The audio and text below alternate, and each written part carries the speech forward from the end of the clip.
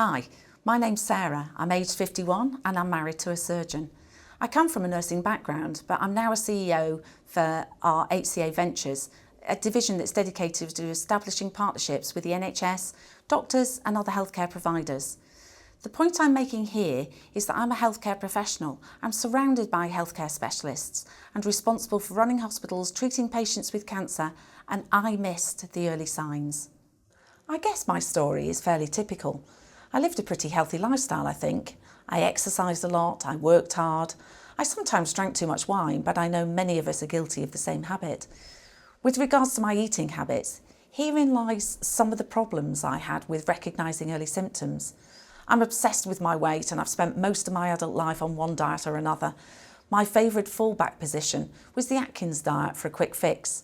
This we know plays havoc with your bowel habit, and constipation was, I thought, the norm for me.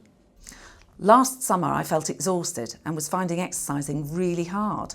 I was used to running anything between 10 to 30k a week. I was going to the gymnasium every morning, and suddenly I found I couldn't run any further than the end of the road, and I was finding the gym sessions really difficult because I was so breathless. One of the early signs is tiredness and anemia. Looking back, I felt bloated and was definitely constipated.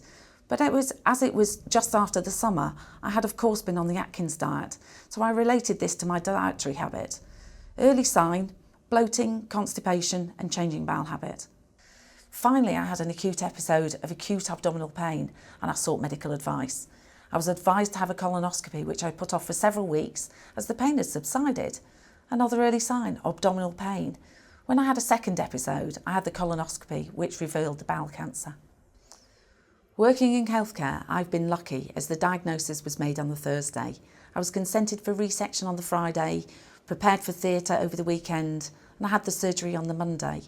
I started my chemotherapy 8 weeks later, and I'm still in treatment, but I feel very positive about my future.